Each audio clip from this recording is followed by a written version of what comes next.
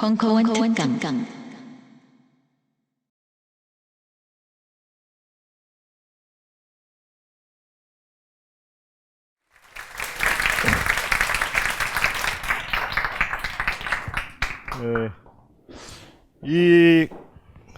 이거 특강이라고 붙여져 있는데 사실은 특강은 아닙니다. 제가 그리고 명견함이 해설하는 노무현의 명연설 해설이라고 하는데 제가 해설을 한다고 보기는 좀 부끄럽습니다. 제가 그럴 자격도 없고요.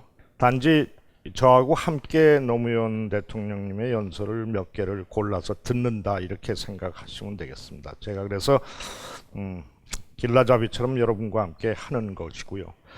이 프로그램은 올해가 대통령께서 돌아가신 지 5주기입니다. 벌써 5년입니다. 돌아가신 날이 5월 23일이죠. 그래서 올해는 세월호의 끔찍한 사고도 있고 해서 모든 행사들이 축제도 취소되고 해서 노무현 대통령 관련 추모 행사도 많이 줄였습니다. 그래서 봉화마을에서 진행되는 여러 가지 기념 행사들이 많았는데 늘 올해는 그저 추도식 하나만 간단하게 하고 어린이날 행사도 없애고 단지 봉화마을에서 제가 진행하는 이 프로그램만 한 5주기 기간 중에 한 8번을 진행을 했었습니다. 그래서 제가 이제 엊그제도 봉화에서 올라왔는데 제가 거기 살고 있거든요. 거기 살고 있으면은 많은 분들이 이제 봉화마을을 찾아오십니다. 여러분들도 오셨겠지만은 오셔서 대개 관광버스 타고 이제 관광지가 되어버려서 어디서 떨어졌노 여가 저가 이렇게 하다가 돌아들 가십니다. 그래서 그게 좀 안타까워서 제가 무슨 재단의 일을 맡고 있지는 않지만은 그 재단 사람들한테 얘기해서 오시는 사람들이 가능하면은 대통령의 모습이나 이런 것들이나 그 양반이 뭘 생각했던가를 좀 느끼고 갈 수 있는 것이 이 대통령 묘역이나 생가 관광지의 뜻이 아니겠느냐 그런 것을 수차 얘기를 해서 이번에도 이런 행사를 해서 저만 고생을 하긴 했습니다.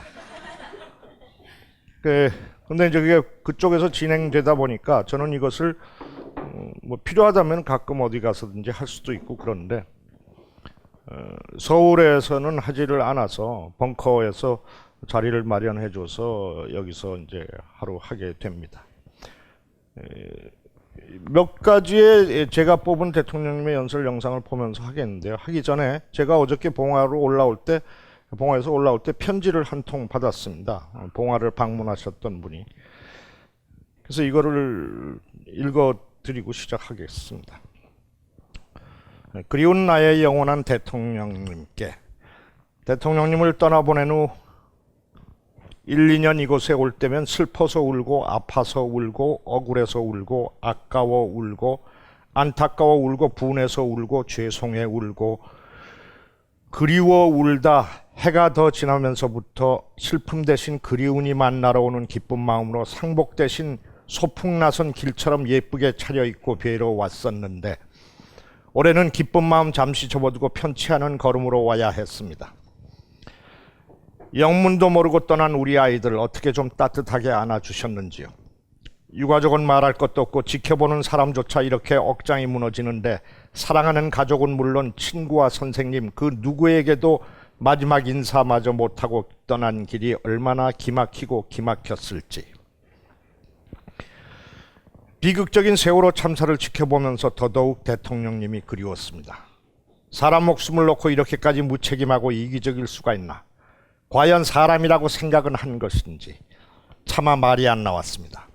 어디서부터 손대야 할지 모를 만큼 썩어버린 세상, 돈의 노예들, 사고야 일어날 수 있는 일이지만 대통령님 같았으면 몇 날 며칠 누런 점퍼 하나로 팽목항에서 날밤을 새우며 방법이 될 수 있는 모든 수단과 방법을 동원해 머리를 짜내고 또 짜내고 또 짜내느라 눈에 핏줄이 터지고 입술이 타들어가도록 모든 책임자들과 직원들이 바짝 초긴장 상태로 몰두하게 호통치고 훌쩍훌쩍 뛰면서 국빈 아니라 국빈 할아버지가 온데도 국민의 목숨보다 중요한 일이 있을 수 없다 모든 일정을 미뤄둔 채 불철주야 진두지휘하시지 않았겠나 싶었으니까요. 그 모습이 뉴스 화면에 비치는 듯 눈에 선하고 이 모습이 국민을 누구보다 사랑한 제가 아는 대통령의 모습이었으니까요. 대통령님 길 떠나시며 남기신 말씀처럼 운명으로 받아들이기 얼마나 힘겨웠는데 스스로 선택한 것이 아무것도 없는 아이들의 희생은 뭐라 생각해야 할까요? 큰 상처가 났을 때 필요한 건 응급조치와 그에 맞는 신속 정확한 치료이지 무거운 완장차고 흘낏 들여다보며 많이 다쳤네, 아프겠다, 나올 거야, 뜬구름 잡는 소감 발표가 아닌데 자원봉사자들 손발 걷어붙이고 꼬리에 꼬리를 문 조문객들 슬픔과 미안함을 전하는 중에도 진정성 없는 거짓 슬픔 가장한 채 행여 불통 튈까 혹시 이 틈을 이용할 데 없나 검은 궁리 먼저 하느라 사람 목숨이 달린 문제에 이토록 방관자의 구경꾼일 수 있었다니 대통령님, 지금 이곳이 사람 사는 곳입니까? 신종 괴물들의 집합소입니까? 청해진 해운의 실소유주를 조사해 여러 가지를 밝혀내겠다 조사가 한창인 가운데 그들이 부정과 불법으로 축적한 환산하기도 어려운 부로 세상 곳곳을 누비며 누렸을 명예와 환대와 VVIP 대접을 생각하니 부자라는 집단의 환멸이 느껴졌습니다. 사람 사는데 무슨 돈이 그렇게 많이 필요할까요? 30여만 원의 수학여행비를 내면서 부모에게 미안했을 아이들, 자식의 추억을 위해 부담으로 허리띠를 졸라맸을 부모님, 어떠한 경우라도 일어나지 말아야 했을 재앙이 분명하지만 일어나고야 말 일이었다면 아이들이 입시에 대한 부담 잠시 내려놓고 추억을 만들고 숨통 좀 튼 뒤 수학여행 마치고 돌아오는 길이었으면 어땠을까? 까닭없이 목숨 내놓고 가는 마당에 그건 큰 바람 아니니까 그나마 아주 조금 덜 미안했을 텐데 그 시간이라도 허락해 주지 하는 부질없는 생각까지 해보았습니다. 안개로 지연되고 정원 초과의 인원을 탑승시키고 3배에 가까운 화물을 가져가는 동안 닥쳐올 불행을 모른 채 기다리며 또 기다리며 기대와 설렘의 시간을 가졌을 우리 아이들. 대통령님 죄송합니다. 편해지려 선택한 길이 아니셨기에 저승에서도 편히 잠들지 못하셨을 게 뻔하고 그곳에서 이 아이들을 맞으며 허망함에 가슴을 치고 계실 텐데 이런 하소연을 쏟아내 송구하기 짝이 없습니다. 그렇습니다만 대통령님을 보내드렸던 그때나 지금이나 이 미친 세상을 살아가는 가슴의 채증이 나아지질 않습니다. 그렇다 해도 산 사람은 어떻게든 살게 되어 있어 지방선거를 치르고 월드컵에 들썩일 것이며 여름 휴가를 계획하고 추석과 연말연시를 맞으며 이 또한 차차 잊은 듯 살아가겠지요. 그러다 기일이 오면 잠시 숙연해지는 일로 할 일 다 한 것처럼 잊히는 게 제일 걱정이라는 유족들 말처럼 제 일상이 그럭저럭 평온해 그들을 잊어갈까 두렵기도 합니다. 교편을 잡고 있는 언니가 그러더군요. 인격적이고 양심적인 사람 무시하고 어떻게든 발 아래로 끌어내려 밟는데 혈안이 된 이 세상 곳곳에 세월호 선장 같은 놈 투성이라고. 언니가요? 김대중 대통령께서 말씀하셨죠. 행동하지 않는 양심은 악의 편이다.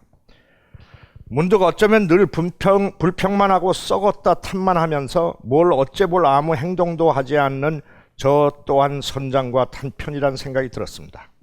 결국 이런 부끄러움이 대통령을 지키지 못했던 것이겠죠.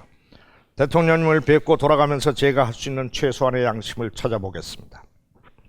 진정한 삶이 성공이 아니라 돈과 명예가 성공의 잣대라면 아무것도 가진 것 없는 제가 지쳐 주저앉고 싶을 때, 슬픔에 가슴이 무너져 내릴 때 언제나 제 마음의 안식처로 계셔 주셔서 감사합니다. 대통령님께 이런 속된 표현을 써서 될지 모르겠지만 서민을 보듬었던 대통령님이시니 느낌대로 고백해 보렵니다. 사람 사는 세상을 위해 사람답게 행동하다 짧은 생 불태우신 대통령님, 아끼느라 똥 되어버린 그 말 사랑합니다. 그리고 고맙습니다. 정작 대통령님 발 못 뻗을 자리에 계시는 동안 대통령님의 국민으로 행복했던 시절을 그리워하는 시민 올림. 이제 이거를 여러분들한테 읽어드리는 게 대통령님께 읽어드리는 것 같아서 제가 이걸 나한테 줘요. 대통령님한테 줘야 되는데. 그래서 울리고 그러더라고요. 그래서 여러분들 좀 울라고.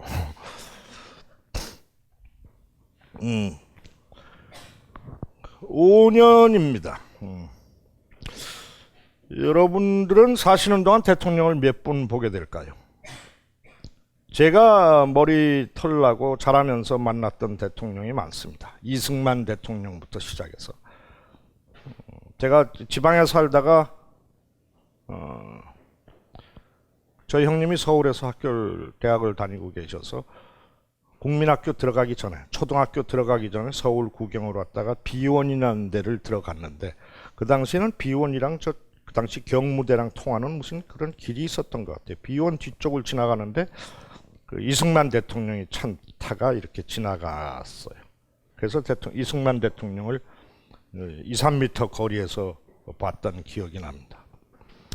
그 후로도 제 인생에 있어서는 대통령들이 쭉 계셨습니다. 뭐 이름 외우나 마나 뭐 쭉 있었습니다.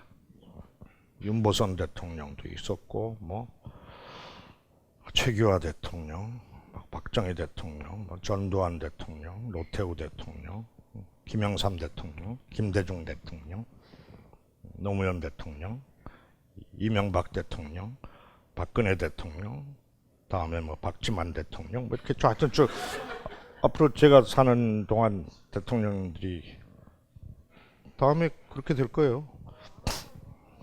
아든 말든 하여튼 그 대통령들에 대한 기억들이 여러분들이 어떻게 계신지 모르겠습니다. 노무현 대통령은 무지하게 우리나라에서 유명하신 대통령입니다.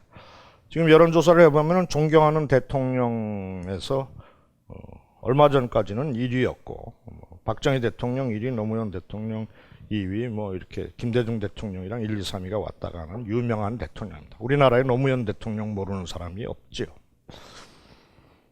그렇게 많이 사람들 입에 오르내리고, 많이 쓰여지고, 많이 방송에 나오고, 많이 욕하고, 많이 칭찬받고, 많이 사랑받고, 뭐 그랬던 정치인이 흔하지 않다는 게 제 생각입니다. 이 정파를 초월해서. 그런데 중요한 것은 제가 생각할 때는 무지하게 많이 알려졌으나 가장 덜 알려진 대통령이 노무현 대통령이라는 생각을 저는 지울 수가 없습니다. 유명한 사람들을 여러분들은 많이 보시죠. 지금 일단 여러분들은 앞에서 명계남이라는 유명한 명배우를 보고 계시죠. 근데 유명한 사람을 여러분들이 안다고 생각하실 수가 있지요. 나 오늘 그 명계남을 봤다.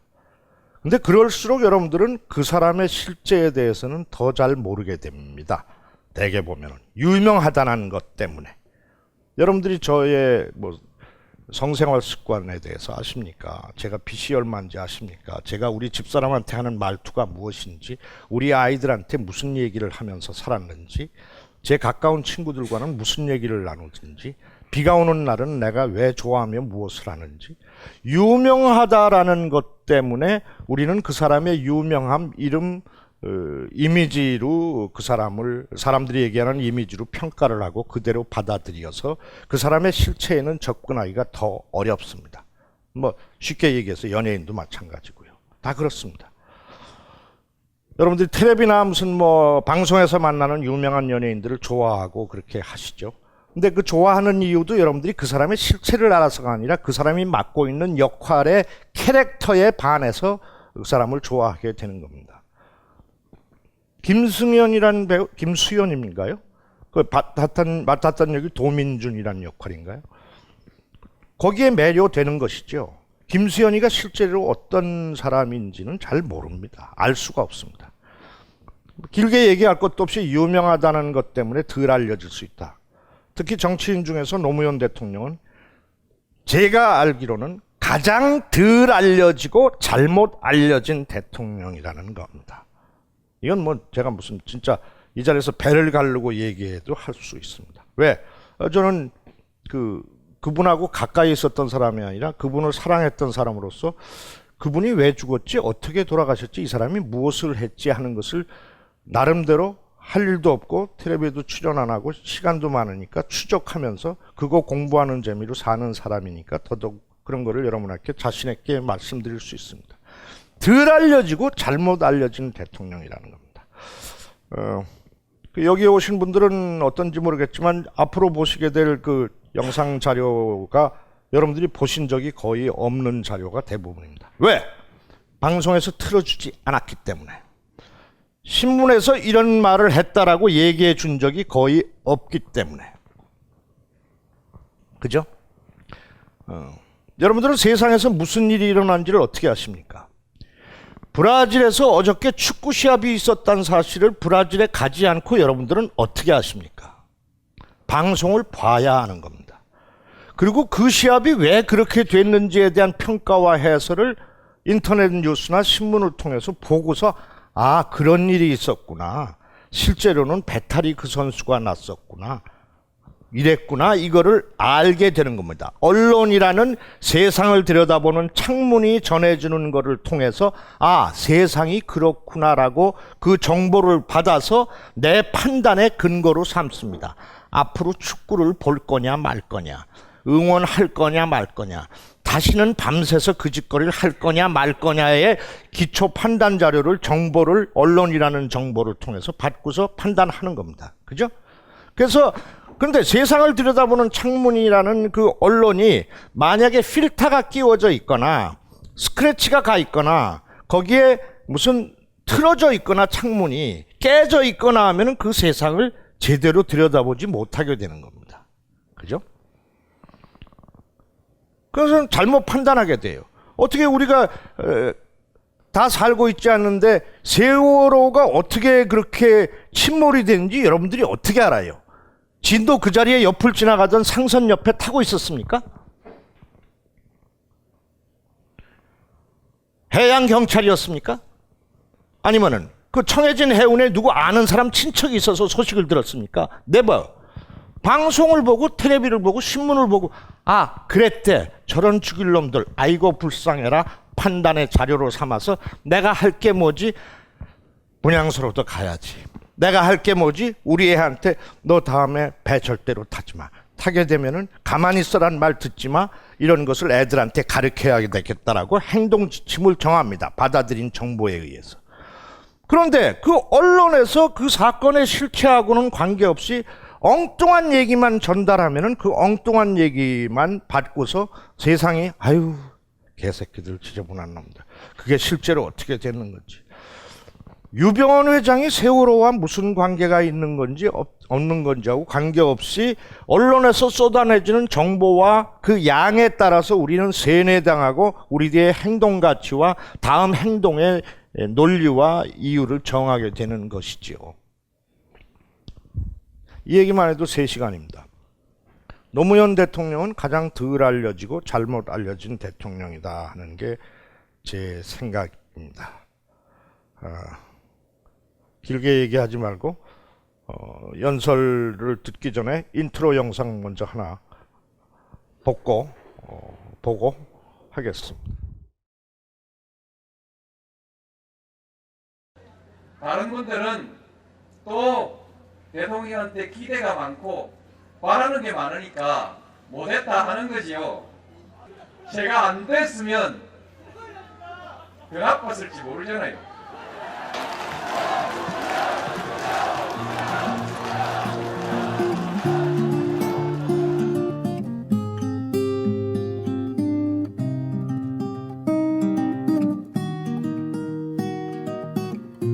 This is why I always wonder. I'm a pond full of regrets. I always try to not remember rather than forget. This is why I always whisper when vagabonds are passing by. I tend to keep myself away from their goodbyes. Tide will rise and fall along the bay, and I am not going anywhere. I'm not going anywhere. People come and go and walk away, but I am not going anywhere.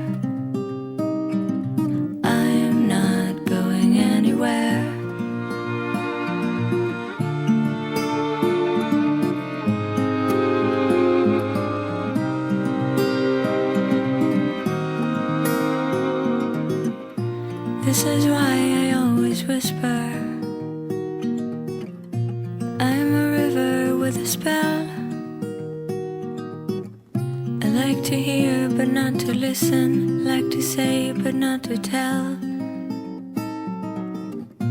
This is why I always wonder. There's nothing new under the sun.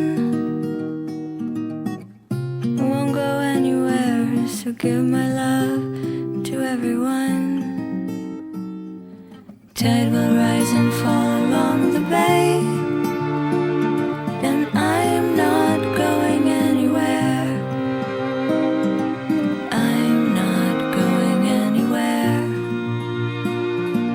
People come and go and walk away, but I am not going anywhere. I'm not going anywhere.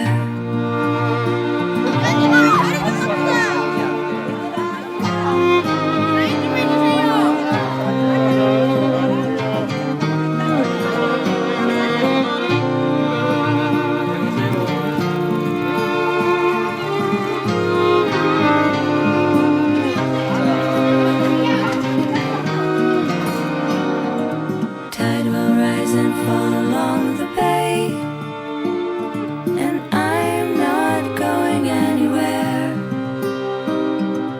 I'm not going anywhere. They come and go and walk away, and I'm not going anywhere.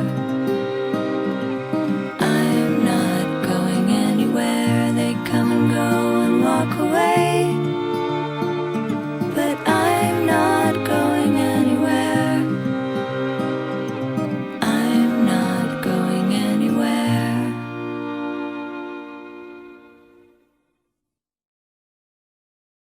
노무현 대통령은 따뜻한 사람이었습니다.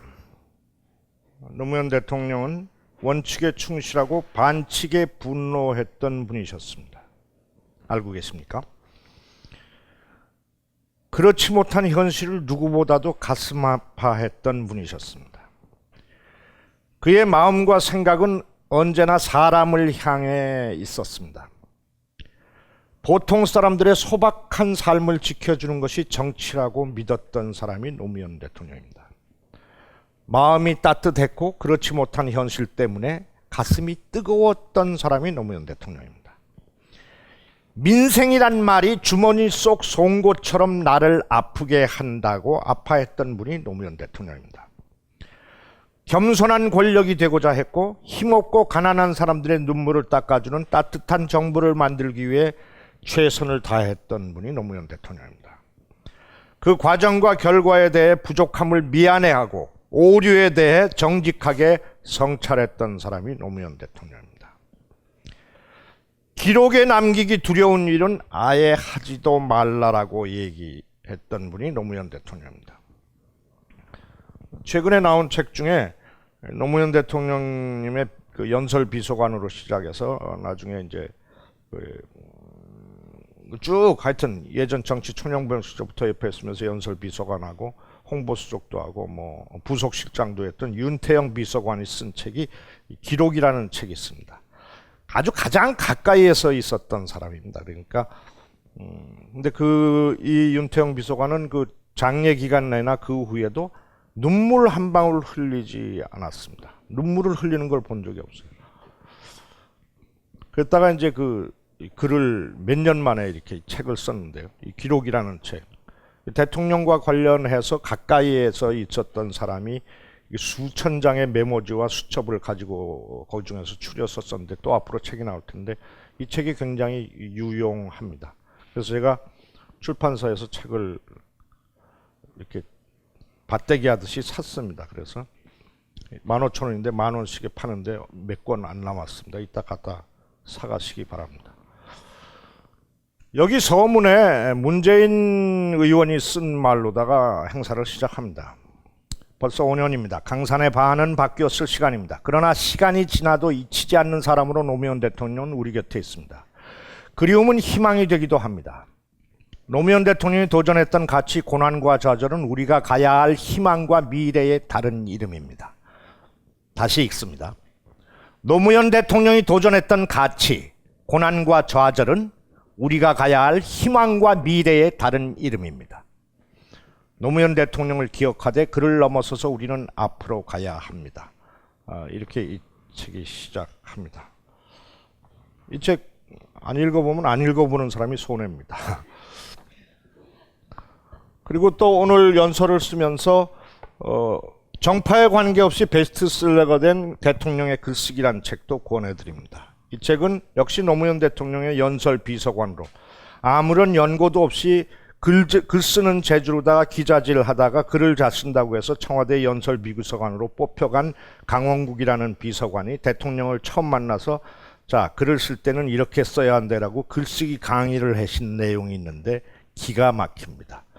여러분들 자녀들이나 여러분들이나 글쓰기 말하는 분들이 참고해야 될 노무현 대통령의 부산 상고 출신의 대학도 안 나온 검정고시로다가 사법고시를 한 그 노무현 대통령이 가르치는 글쓰기 말하기 기술에 관한 책, 기가 막힌 책입니다. 저도 말하는 재주라면은 뭐 서럽지 않게 살고 있는데 놀랍고 이렇게 일목요연하게 제대로 정리하셨을까 하는 내용들이 있습니다.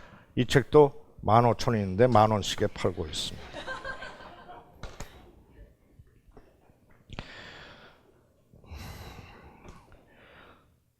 저는 1952년생입니다. 6.25 전쟁 마지막 부분에 7월 달에 태어났습니다. 저희 부모님은 가까운 개성에 살고 계셨습니다. 서울을 왔다 갔다 하던 시절이었었는데 전쟁이 일어나서 당시에 저는 물론 태어나지 않았고 6.25 때 저희 형님은 개성중학교 2학년이었고 형님 밑으로 7살, 9살 된 딸 둘, 저의 누나들이 있었다고 합니다. 그러나 이젠 더 버틸 수가 없어 남쪽으로 피난을 가였다고 결심한 어머니와 아버지는 중학교 2학년이 된 우리 형을 목마를 태우고 꽁꽁 얼어붙은 임진강을 깨서 가슴까지 차오르는 임진강을 건너서 남하를 했습니다. 근데 추운 겨울이라서 7살, 9살 딸들은 두고 내려왔었습니다. 내려가서 집 한 칸이라도 마련하고 딸들은 데려와야지. 추운 겨울이 어떻게 얼음 강을 건너느냐. 근데 내려오자마자 남북은 막혀서 우리 어머니 아버지는 7살, 9살 때 헤어진 딸들을 보지 못하고 돌아가셨습니다. 그 당시 7살, 9살이던 저희 누님들은 북에 계시겠죠. 그 당신들에게 이렇게 훌륭한 막내 동생이 있고 북으로 치면은 인민배우에 버금가는 명배우가 되었다라는 사실도 모르는 채 계시겠죠. 그렇게 남하에서 남쪽으로 가신 부모님은 그 딸들을 두고 내려왔다는 죄책감과 그것에 눈물로 지새우시다가 삶이라는 게 즐겨서 저를 낳으시고 저의 재롱을 보면서 7살, 9살 된 딸들을 버리고 온 것을 잊기 시작하면서 사셨습니다. 그러니까 저는 막내로 태어나서 집안에 텔레비도 없고 아무것도 없는 시절에 집안의 꽃으로 칭찬을 받으면서 자랐습니다. 제가 학교를 갔다 오면은 아무런 여운거리가 없던 피난민촌의 어머니와 아버지는 그나마 오늘 학교에서 무슨 일이 있었는지 얘기를 해봐라 하십니다. 그러면 저는 신이 나서 아침 1교시부터 6교시까지 선생님이 했던 수업을 그대로 어머니의 아버지 앞에서 합니다. 그것은 내가 스스로 발견한 연기 수업이었고 말하기 수업이었고 경상도 땅에서 초등학교를 지내면서 사투리를 안 쓰는 방법이었고 그러면 어머니 아버지는 칭찬을 해주시고 말이 틀리면 고쳐주시고 하셨습니다. 저는 칭찬을 하면 더 잘했습니다. 엄마 오늘 첫 시간이 국어 시간인데 선생님이 42페이지부터 읽어보라고 하셨어. 그래서 손들서로 읽어볼 사람 그래서 내가 손을 들려다가 나는 어저께도 하고 많이 해서 오늘은 안 하고 가만히 있었더니 선생님이 영숙이를 시켰는데 영숙이는 입이 다쳐서 이렇게 말을 더듬해서 애들이 막 웃었어. 그대로 하는 겁니다. 그래서 선생님이 나는 가만히 얼굴이 빨개졌는데 명계남이가 읽어볼래 해서 일어나서 씩씩하게 읽었어. 그리고 그 대목을 또 읽는 겁니다. 그리고 점심시간에 나갔다 교장 선생님을 복도에서 만나서 교장 선생님께 인사를 크게 했더니 교장 선생님이 와서 어이구 넌 누구냐 하고서 머리를 쓰다듬어 주셨어. 그대로 하는 겁니다. 그러니까 저는 학교에서 배웠던 수업을 복습을 그대로 하니까 공부를 잘할 수밖에 없고, 사람들 앞에 서서 말하는 것을 두려워하지 않게 되고, 사람들 눈을 보면서 얘기하는 버릇이 어려서부터 들었습니다. 여러분들 많은 사람 앞에서 얘기를 해보신 적이 있는지 모르지만 이렇게 앞에 서면은 앞에 선 사람들 눈이 잘 보이지 않습니다. 희끄무하게 점처럼 보입니다. 근데 저는 다 보입니다. 조는 사람, 짧은 치마 입고 가랭이 벌리고 있는 사람 다 보입니다. 괜히 왔다가 옆에 여자친구랑 장난만 치고 있는 사람, 연극할 때도 저는 그게 보이지 않으면 대사가 잊어버려집니다. 그래야 한 사람 한 사람 눈을 맞추면서 얘기를 하고 제 얘기를 전달할 수 있습니다. 이 얘기는 무슨 얘기냐면 제가 말하는데 자신이 있고 재주가 있다는 얘기죠. 그렇게 말로 다 살았습니다. 우리나라에서 연설이나 말하기를 잘하는 사람으로 치면은 정치가 중에서는 뭐 김대중 대통령, 노무현 대통령 이렇게 칩니다. 그리고 또 가까운 예로는 연기는 못하지만 제 친구 문성근이도 연설을 잘합니다. 그리고 저는 물론 또 잘하고요. 저는 그렇게 연극하고 말하기를 하고 글쓰기를 하면서 살면서 나중에는 연극하다가 빚을 졌을 때 광고쟁이로 살면서 정치인들 연설문을 써주고 정치인들 연설을 가리키면서 돈을 번 적도 있습니다. 그러니까 말하기 기술에 대해서는 저는 그래도 일가견이 있다라는 얘기죠. 근데 그 모든 연설 중에서 저는 노무현 대통령을 만나보고 그의 연설을 처음 듣고서는 제가 손을 바짝 들고 말았습니다. 제가 그를 처음 만났던 것이 2000년 4월 총선거 때 이곳 종로의 국회의원이었던 현직 국회의원이었던 야당 부총재 노무현 의원이 여기서 다시 출마하면은 당연히 당선이 될 것인데도 불구하고 지역주의 벽을 청산하기 위해서 부산의 자기 고향에 떨어질 것이 뻔하다고 손가락질하는데 종로구를 버리고 부산에 가서 출마를 했을 때 저는 처음 만났습니다. 그때 문성군과 저는 유명한 배우로 알려져 있어서 문화운동 쪽으로 다 해서 국회의원들이나 야당 쪽에서 입법 활동하는데도 같이 의원들이랑 만나고 보좌관들이랑 회의하던 사이니까 야당 쪽에서 무슨 선거 때면 되면은 꼴의 연예인이라고 우리가 얼굴이 팔렸다고 와서 도와달라고 그럽니다. 그러면 국회의원들 따라서 시장 바닥도 돌고 인사하고 그렇게 합니다. 근데 그걸 하도 당하다 보니까 그 후보자가 어떤 놈인지도 모르는데 가서 그냥 쫓아다니면서 어깨 띠뛰고 다니는 게 신경질이 나서 그 2000년 4월 13일 총선 때는 문성근이랑 내가 야 이번에는 우리가 마음에 드는 놈한테만 골라서 가자 하고서 정해서 저는 노무현이라는 사람을 그냥 50 청문회 때 봤던 사람입니다. 촌스러운 사람이 전두환한테 명패를 던지고 정주영한테 손가락질을 하고 막 조지고 하는 것을 보고 우리 다 열광했던 여러분들의 어머니 아버지들이 그 사람이 여기서 당선될 게 뻔한데 글로 내려갔다라는 이 말도 안 되는 기상천외한 사건이 벌어진 나는 거기를 가겠다 그래서 가서 그가 연설하는 걸 처음 들었습니다.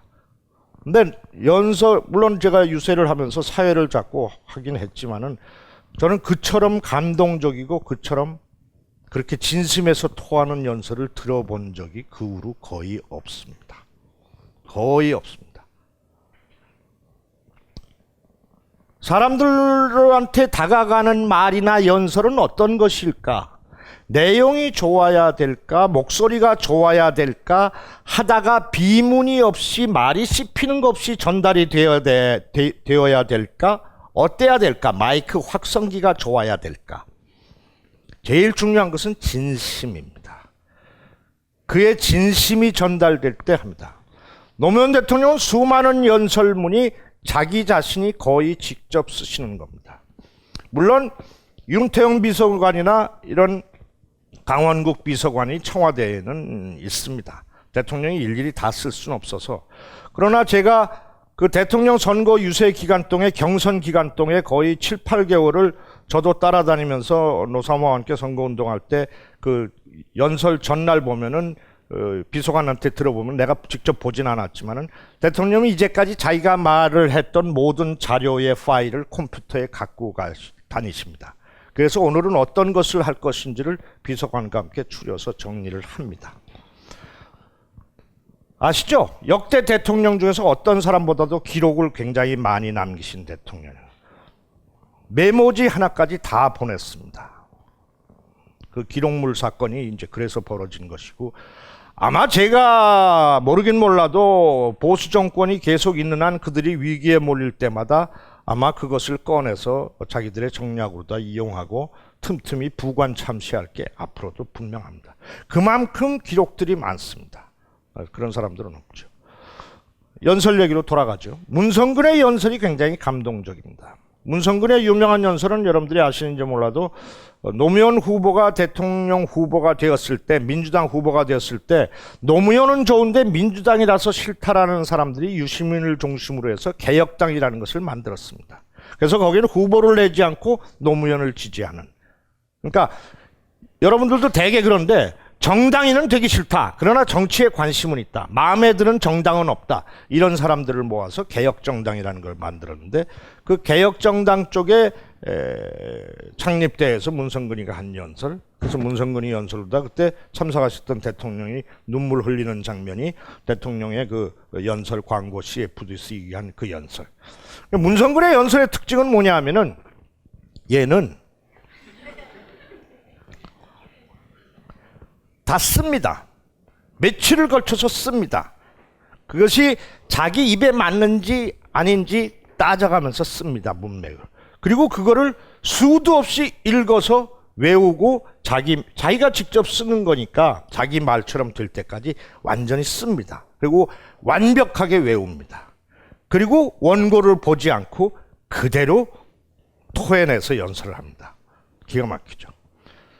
명계남의 연설은 쓰지 않습니다. 저 이거 오늘 하는 거 원고 없습니다. 기가 막히지 않습니까? 토시 하나 뭐 말 씹히는 거 없지 않습니까? 차이가 있습니다. 배우가 연기를 할 때도 문성근이랑 나랑 연기하는 게 좀 다릅니다. 잘하고 못하는 건 물론 내가 잘하지만은, 배우가 촬영하기 직전에 배우들은 조명을 하거나 분장을 하는 동안에 자기 차를 기다리고 쉬는 시간이 많습니다. 그럼 그 쉬는 시간에 뭘 하느냐가 그 배우가 연기하는 스타일이 납니다. 나나 안성기 같은 사람들은 노는 시간에 옆에서 여배우랑 장난을 치거나 스태프들과 동전 던지기를 하거나 돌로 맞추기를 하거나 음담 패설을 하거나 이렇게 시간 하다가 명예람 씨 촬영합니다. 그러면 예 알았습니다. 야 이따 500원 요구서 가서 바로 촬영을 합니다. 근데 문성근은 촬영하기 전에 비는 시간에 뭐를 하냐 하면은 그 인물이 돼 가지고서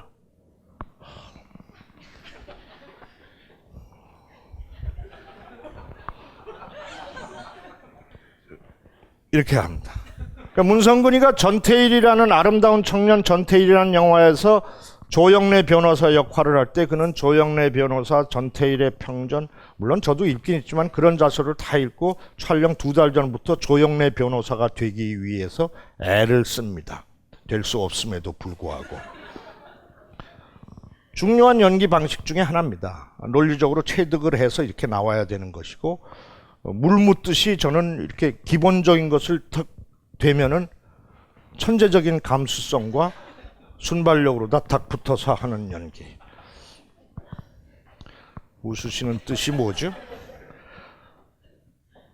노무현 대통령님의 연설은 자기가 직접 그 무슨 얘기를 해야 될 것인가에 집중을 하시고 정리를 해서 연설비서관부터 대통령 시절에는 직접 못 쓸 경우에는 연설비서관이 써오라고 해서 그것을 고쳐서 새까맣게 표시를 해서 다시 내려보내고, 그래도 그 다음날 행사 시간 가까워서 다시 올라온 것이 마음에 안 들면 집어 던지시고 그냥 몇 글자만 가지고서 직접 내 말이 아닌 건 안 한다 하셨습니다. 이 두 책에 그런 내용들이 나와 있습니다.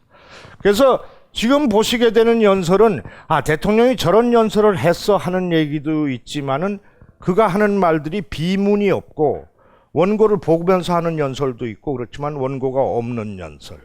저런 연설을 어느 대통령이 하고 있고 어느 정치인이 하고 있냐는 거죠. 남들이 써준 거? 자기 얘기인가?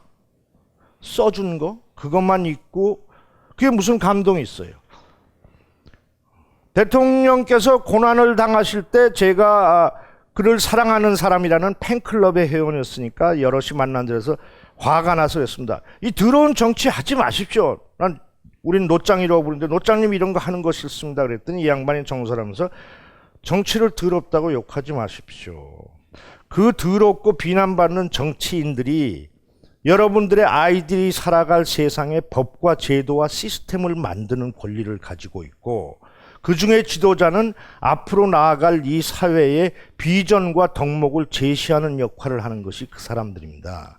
근데 그 사람들을 비난하고 손가락질하고 쳐다보지 않고 될성부른나무에 떡잎을 안 주면은 쥐들끼리 다 해먹고 뒤에서 쑥닥거리고 개판을 만들게 뻔할 때 왜 그럽니까? 뭐 이렇게 얘기를 하셔서 머쓱하게 만듭니다.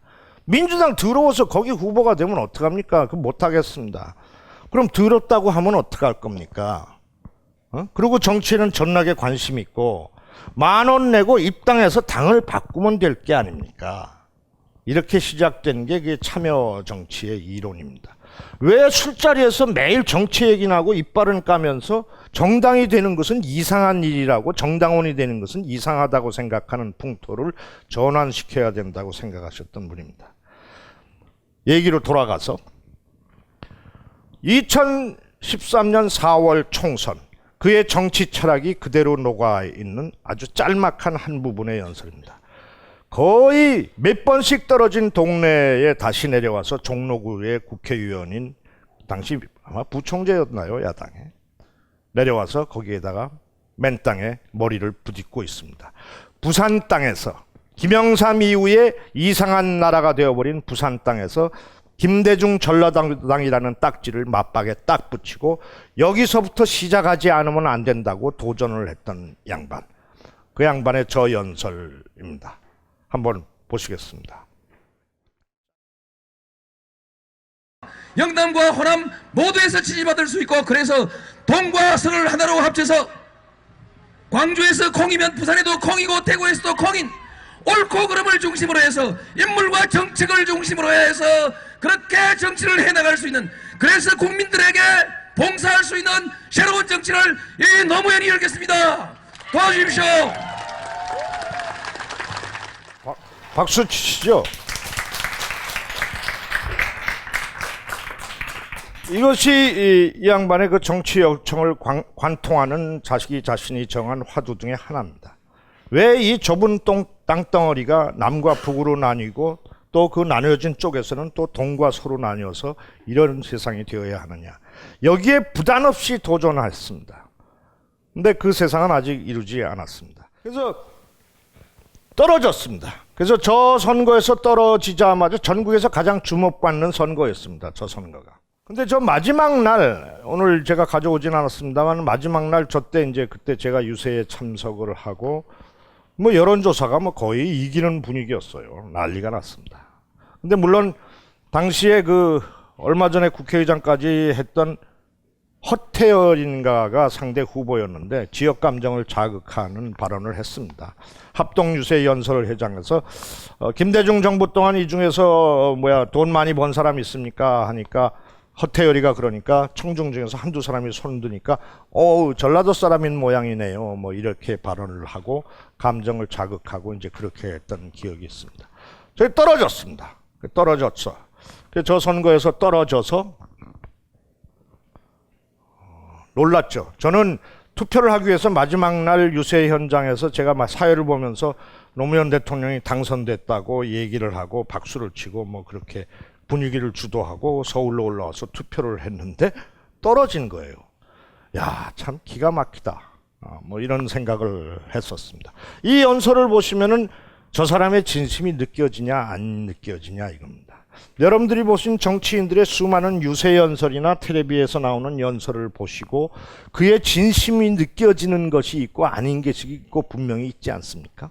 이게 그의 첫 번째 그 연설입니다. 광주에서 콩이면 부산에서 콩이고 대구에서 콩인 그런 세상이 만들어져야 된다.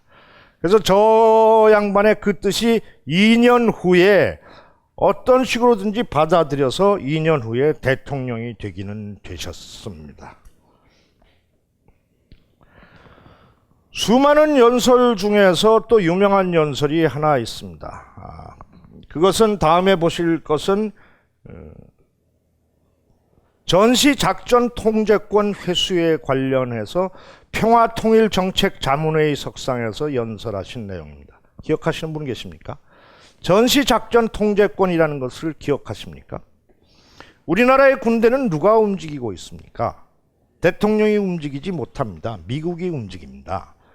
대통령은 대통령이 되고 보니까 자기가 우리나라 군대의 통수권자이긴 한데 보니까 군대를 움직이는 것은 미국의 허락을 받아야 되는 거예요. 미국이 우리나라 군대의 지휘권을 사실상 가지고 있는 거죠.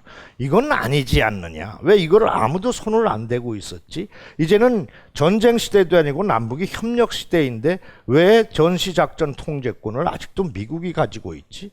문제를 제기해서 미국에 접촉을 해서 자, 이제는 너희들이 우리나라를 도와주는 거 그렇게 해서 가지고 있었는데 너희들이 주둔해서 도와주는 건 도와주는 것이고 전시작전 통제권은 우리가 자주국가니까 우리한테 주는 것이 옳지 미국아 했더니 미국이 옳다. 내 대한민국도 성장했으니까 그래 우리가 일이 나면 도와주는 것이고 작전 통제권은 한국이 가는 것이 맞다. 그걸 돌려주겠다라고 협의를 진행하기 시작합니다. 근데 그게 돌려주겠다고 사인한다고 금방 되는 게 아니라 여러 가지 절차가 필요하니까 2년, 3년이 필요한 거죠. 근데 그거 보도가 나가자마자 노무현이 하는 일은 다 씹기에 바빴던 모든 언론과 기득권층, 특히 전시작전 통제권이니까 국방장관 출신, 전직 참모총장 출신, 전직 우리나라 고위 장성들, 별들이, 예비역들이 다 모여서 이게 무슨 소리냐, 왜 미국하고 우리를 절단시키는 거냐, 미군을 철수하는 거냐, 빨갱이 아니냐 이런 논리로다가 반대를 하고 데모를 하기 시작합니다. 기억나시나요? 대통령은 얼척이 없습니다. 딴 사람도 아니고 군인들이 우리나라의 군대를 우리 군이 지휘하는 자주국가가 되어야 한다라는 대통령의 주장을 반대하고 나선 겁니다. 명분도 없이.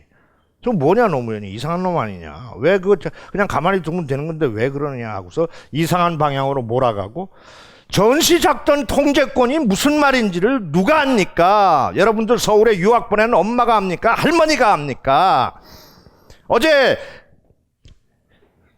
축구 보고 치킨 먹다가 체해서 아직도 잠자고 속쓰리하고 있는 삼촌이 압니까? 누가 압니까? 전시작전 통제권 그 어려운 말을 신문에서 드립다 저건 빨리갱이고 저 새끼 이상한 놈이고 더군다나 전직 국방장관 전직 참모총장들이 다 떠들면 난리가 나는 겁니다.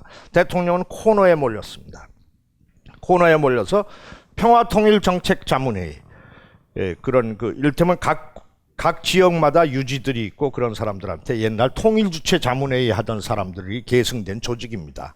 필요 없는 조직인데 하여튼 그게 계속 내려오고 있죠. 그 평화통일정책자문회의, 소위 오피니언 리더들이라는 우리나라의 내로라 하는 사람들이 모인 자리에서 흥분을 해서 연설을 하신 내용입니다. 들어보시겠습니다. 이 마찬가지입니다. 우리가 작전 통제 하나 할 만한 실력이 없냐? 대한민국 군대들 지금까지 뭐 했노 이게? 나도 군대 갔다 왔고 예비군 훈련까지 다 받았는데 심심하면 사람한테 세금 내라 하고 불러다가 뺑뺑이 돌리고 훈련시키고 했는데 그 위에 사람들은 뭐 해서 작전 통제권 자기들 나라 자기 군대 작전 통제도 한 게 제대로 할 수 없는 군대를 만들어 놔놓고 나 국방장관이요 나 참모총장이요 그렇게 별들 달고 끄드럭거리고 말았다는 얘기입니까?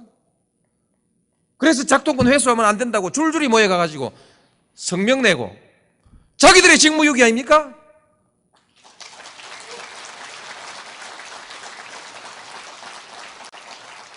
부끄러운 줄을 알아야지.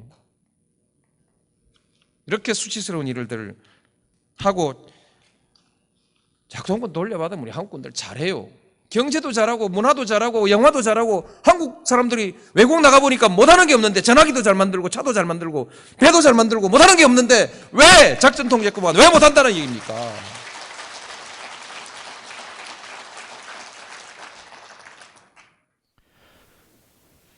이 연설은 누가 본 사람들이 없습니다. 방송에서 틀어준 적도 없고 뉴스에 난 적도 없습니다.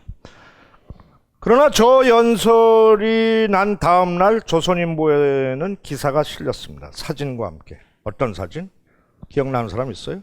저 연설에서 대통령은 도대체 군인들이 뭐 하는 거냐 말이야. 이제까지 말이야. 뒷자리에 앉아서 그냥 뒷짐지고 앉아가지고서 하면서 손을 바지 주머니에 넣으면서 얘기를 했어요. 뒷짐지고 앉아가지고서 뭐 하는, 이제까지 뭐 했냐 말이야. 이랬습니다. 그랬다가 이렇게 손을 주머니에 넣고 연설하신 게 아니죠. 그 흉내를 연기를 하신 거죠. 뒷짐지고 앉아서 말이야. 근데 조선일보는 이 옆에서 주머니에 손 넣은 이 사진을 찍어서 그 기사를 냈습니다. 그리고 대통령이라는 자가 국민들 앞에서 연설을 하면서 주머니에 손을 찌르고 건방지고 오만하게 승질을 냈다라는 투의 기사를 내보냈습니다. 그래서 시골에 계신 여러분들의 할머니, 할아버지는 그 기사를 보고 저 노무현이가 또 사고 치는구나. 작전 통제권이 뭔지. 하여튼 저 싸가지 없어. 이렇게 되고 말았습니다. 그래서 전시 작전 통제권은 대통령께서 저렇게 강하게 얘기를 하시고 하셔서 그건 뭐 반대할 명분이 없는 거예요. 그 군인들은 자기들이 그렇게 하다가 대통령이 맞받아치고 해서 결국은 슬그머니 성명 내고 한창 조선일보만 시끄럽다가 결국은 미국과 합의돼서 우리가 돌려받기로 되어 있죠. 그런데 이명박 정부 들어와서 그 돌려받기로 되어 있던 것은 뒤로 또 연기가 되어 있죠. 그리고 또 박근혜 정부 들어와서도 얼마 전에 기사를 보니까 뒤로 또 연기가 되어 있는 모양. 뭐 하는 건지 모르겠습니다. 아직도 우리나라의 군대는 미국이 움직입니다. 여러분들의 살림살이는 누가 움직이는지 모르겠지만 미국이 말고 우리가 스스로 움직인 적도 있습니다. 5.16 때, 12.12 때. 원래 군인들을 움직이려면 미국의 허락을 받아야 됩니다. 미군 사령관 합참의장의 허락을 받아야 되는데 그때 우리나라 장군들은 허락을 받지 않았습니다. 모르겠습니다. 광주 항장 때도 허락을 받지 않은 걸로 알고 있습니다. 일부에서는 미국이 허락을 해줬다는 얘기도 있고요. 그런데 그건 뭐 제 얘기 아닙니다. 그 미국이 움직이는 겁니다. 이 연설, 이 뭐 전문을 보면은 기가 막힙니다. 좀 그래서 여러분들한테 나눠드릴 수 있는지 모르지만 제가 말씀드리는 이 연설 자료들 같은 경우는 일부만 소개하는 건데 노무현 재단 홈페이지에 가면은 그 영상 자료들을 보실 수 있는 데가 있습니다. 그걸 가서 보시면은 이런 말씀을 하셨는지 알 수 있을 겁니다. 아직도 뭐 노무현을 욕하고 계신 어르신이 계면 한번 들려드리세요. 이런 말을 했는지. 아니 이렇게 현안에 대해서 구체적으로 원고를 보면서 얘기합니까? 가슴에 있습니다. 진심으로 얘기를 하는 겁니다. 이런 대통령이나 이런 정치인들을 우리는 본 적이 없습니다. 그러나 언론에서는 그렇게 받아치고 말했습니다. 그가 하면은 무조건 반대하는 분위기였으니까요. 노무현이란 이름은 새롭게 우리 사회에서 만들어낸 욕의 다른 이름이 아니었으니까요. 대통령 때 얘기고 대통령이 되기 전 국민 경선이라는 것이 처음 치러졌습니다. 지금은 어느 당이나 공직 후보자를 선출할 때 여론조사라든지 지역의 국민들한테 물어서 후보자를 선출하는 것이 유행처럼 되어 있지만은 당시에 2002년 선거에서 민주당이 택한 국민경선 방식은 최초의 방식이었습니다. 어떤 거냐? 자기가 지지하는 정당과 관계없이 당원에 관계없이 일반 국민들이 너네 당에서 대통령 후보 나오려고 한다고? 너네 당에서 대통령 누구 나올 건데 그래 나는 너네 당에서 네가 나왔으면 좋겠다라고 지지하지도 않고 그 정당 취향도 아니고 당원이 아니라도 일반 국민이 내가 너네 당 후보를 뽑아줄게 라고 국민경선단 참여 신청을 하면은 무작위로 추첨을 해서 그 사람들을 모아서 그 사람들이 대통령 후보를 결정하는 방식입니다. 지금 그 순수한 국민경선 방식은 많이 퇴색이 되었지만은 그래서 일반한테 국민경선단을 참여를 모집하는 겁니다. 그럼 뭐 새누리당 지지자건 어디 지지자건 뭐 관계없어요. 내가 너네 당 선거인단이 되겠어 하면은 그렇게 모인 사람들을 추첨을 해가지고 지역별로 추첨을 해서 200만 명의 선거인단이 전국에서 민주당 후보를 결정을 합니다. 그걸 할 때 전국의 10개 도시인가를 돌아가면서 이제 행사를 합니다. 연설 9명의 후보자들이 당시에 대세론에 앞장서 있던 이인재, 한화갑, 김근태, 정동영 뭐 이런 사람들 중에 노무현도 있어서 가면서 연설합니다. 근데 그 지지하는 국회의원이 한 명도 없고 조직도 없고 후보도 이런 계보도 없는 노무현이라는 그 민주당의 후보가 벌리는 동네마다의 연설과 그 토론과 이것은 기가 막히게 사람들을 뒤흔들어 놓고 노풍이라는 바람이를 불기 시작했습니다. 그때 대통령은 어느 경선장에서 내가 대통령이 되면은 언론사 사주의 소유 지분을 제한하는 법률을 만들겠다. 무슨 얘기냐? 언론사는 공기 아닙니까? 그런데 언론사를 사주가 주식을 많이 가지고 있으면은 그 사주의 입김대로 방향이 될 테니까 그것은 언론의 원칙에 맞지 않다. 그런 의미에서는 이 딴지일보도 개판입니다.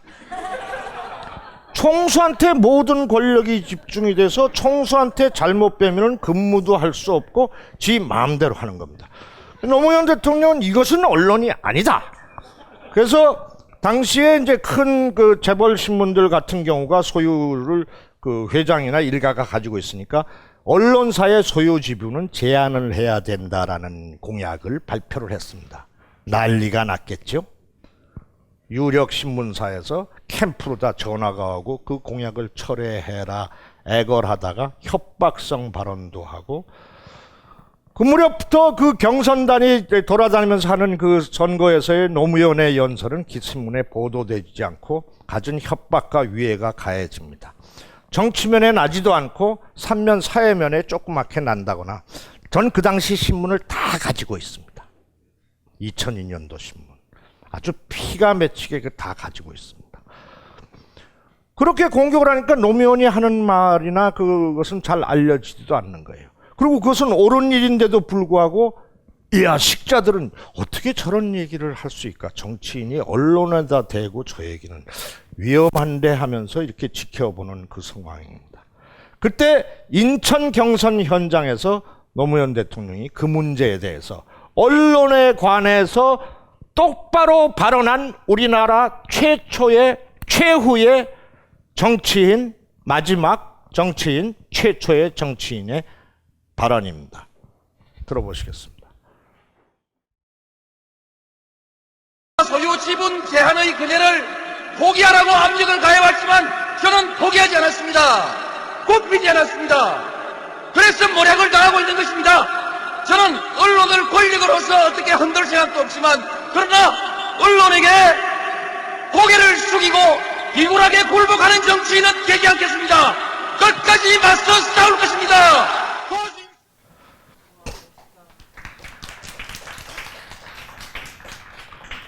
전날은 비가 무지하게 내리는 날이었습니다. 비가 무지하게 내리는 날이었고 밖에서 선거인단이 들어갈 때 비옷을 쓰고 인사를 하다가 저 연설을 들으면서 가슴이 뜨거워졌습니다.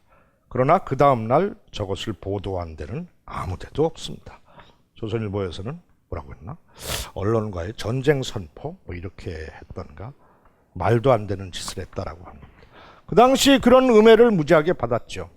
노무현 대통령의 장인, 지금 살아계신 권양숙 여사님의 아버님은 우리들의 선후배들이 그랬듯이 좌익 활동과 관련된 경력이 있었다는 것이 저 경선 중에 드러나서 빨갱이다라고 했습니다. 그런데 대통령은 그걸 모르고 결혼을 하셨고 그리고 나중에 결혼한 다음에 알게 되셔서 결국은 판사를 수용하는 것도 좋지도 않고 그러니까 판사직도 버리고 변호사로 하고 그렇게 하셨다는 겁니다. 근데 그걸 가지고 계속 공격했습니다. 심지어 같은 당의 후보들까지. 나중에는 뭐 사과도 하고 그랬지만. 그때 대통령이 유명한 연설 있지 않습니까? 기억나십니까? 응? 마누라를 버리란 말입니까? 그럼? 응? 그렇게 얘기했대. 완전히 한 방에 뒤집었죠. 그 경선당의 연설입니다. 언론에게 고개를 숙이고 비굴하게 굴복하는 정치인이 되지 않겠습니다. 다시 들을 것도 없습니다. 이건 뭐 이런 짤막하니까. 그러고서 대통령은 대통령이 되시고 나서 언론에게 전화를 하거나 협조를 부탁하거나 지금 어느 정부처럼 그런 적도 없고 굴복하지도 않고 언론을 세무조사하거나 강력하게 조지지도 않았습니다. 당당하게 할 일하고 내가 할 일하고 언론에서 잘못 보도하면은 해당 자료를 통해서 소송을 제기하고 정정보도 신청을 하고 당당하게 대립을 하고 기자실을 폐쇄하고 기자들이 지근거리에서 담당자들과 옆자리에 앉아서 얘기를 하고 찻잔을 나누면서 서로 친분과에서 취재 기사하는 관행을 없애고 아름다운 거리라는 연극 제목이 있는데 적당한 거리를 두고 당당하게 자기 일을 한 언론이 심판이 될 선수로 뛰려고 들어오지 말고 객석으로 올라가라는 얘기를 했던 대통령입니다. 그래서 취임하자마자 11일째 되는 날부터 어느 신문을 비롯해서 탄핵이란 단어가 등장하기 시작하는 겁니다. 그러고서 평생 하여튼 계시는 동안 그 언론으로부터 공격을 받아서 여러분들한테 덜 알려지고 잘못 알려지고 시골에 계신 노인들한테 저는 노인들을 그렇게 표현합니다. 어버이연합이라고 표현하지 않고 정보수집 취약계층 이런 분들한테는 잘못되게 알려지고 잘못 판단할 근거를 제공하게 되는 겁니다. 그럼 뭐 어떡하겠습니까? 그랬던 연설이 인천 경선의 연설입니다. 이것도 연설이 원고가 없습니다.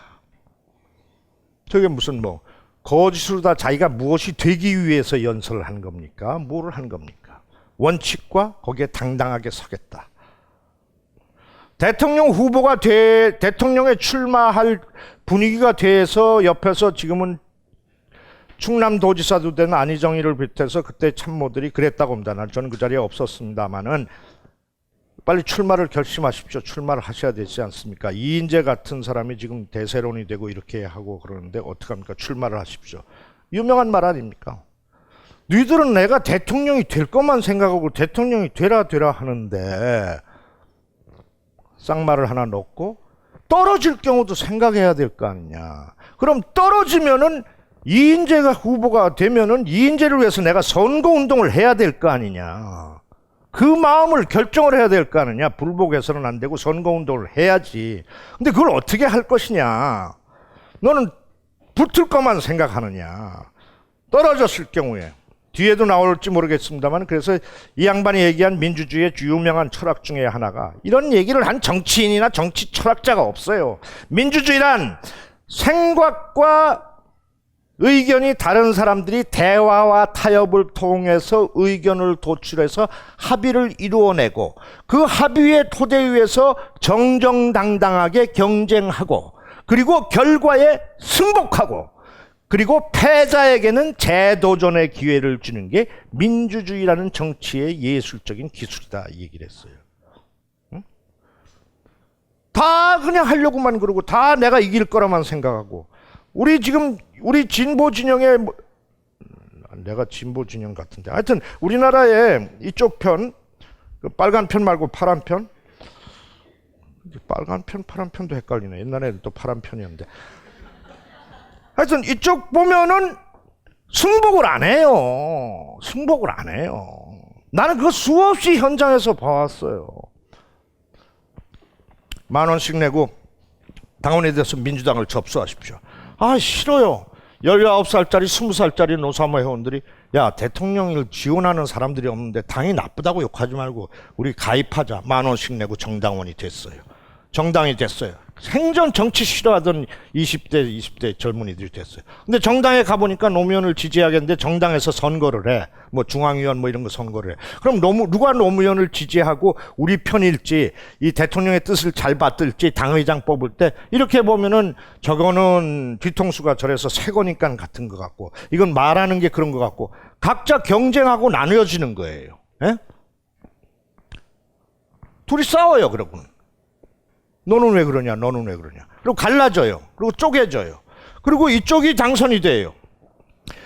참고로 지난번 이명박 대통령이 될 때 후보가 이해찬, 유시민, 한명숙 뭐 많았죠. 손학규 뭐 문 누구도 있었죠. 문국현 뭐 이런 게 있는데 야 전부 다 개혁 세력들이 그런 거야. 노무현이 저렇게 열심히 일하다가 끝났는데 저걸 계승해서 5년은 짧은데 이어갈 사람이 누구냐. 어떤 사람은 문국현이가 노무현이를 닮은 거야. 왜? 새 거니까. 저거는 더럽지 않은 것 같아. 그러니까 문국현이 캠프로 가. 또 어떤 사람은 손학규 캠프로 가. 이 똑같은 나랑 같이 밥 먹던 애들이 너는 어디 있냐? 그러니까 손학규래. 왜? 그랬더니 형님 손학규는 한나라당 쪽에서 온 사람 아닙니까? 보수 세력을 아울러서 이 정권을 더 지킬 수 있습니다. 가는 거야. 노무현을 지키기 위해서. 누구는 정동영이야. 누구는 유시민이야. 누구는 박근혜가 여자니까 한명숙이다. 이번에는 여자다. 다 이유들이 있어. 그래서 경선했잖아요. 한 사람이 됐지. 나머지 사람들이 자기가 응원하던 사람이 안 됐다고 이 사람을 돕는데 참여를 안 해. 그러니까 지지. 지는 거야. 결과에 승복하고 패자에게는 재도전의 기회를 주는 것이 민주주의의 정치의 활용점정이라고 얘기한 대통령의 뜻을 따르지 않는 거야. 지켜주지 못해서 미안해하고 봉화에 와서 찔찔 우는 것들이 경쟁 상태에 대해서는 자기가 패배했을 땐 상대로 돕질 않아. 단일화 과정에서 발생하는 모든 선거 과정의 문제들이 뭔지 알아요? 그거예요. 우리 쪽이 안 되면은 그다음에 손 놓고 놀아. 술 먹고 선거 기간 동안. 그러나 저쪽은 경선에서 지잖아.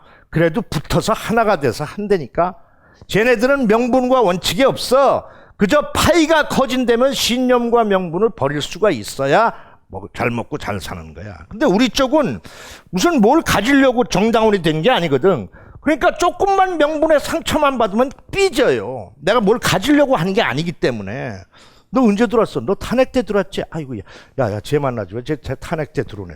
뭐 이걸 따져. 너 언제 들어와? 너 벙커에 언제 왔어? 아이고, 저건 뭐 명계남이가 나타날 때 왔지. 저거는 뭐 옛날에 정봉주 그때 나타나지도 않다는 거야. 쥐들끼리 갈라쳐요, 씨발.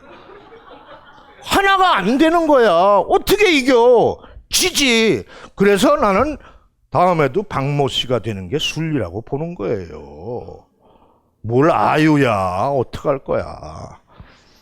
잠깐 테이프 갈고 하겠습니다.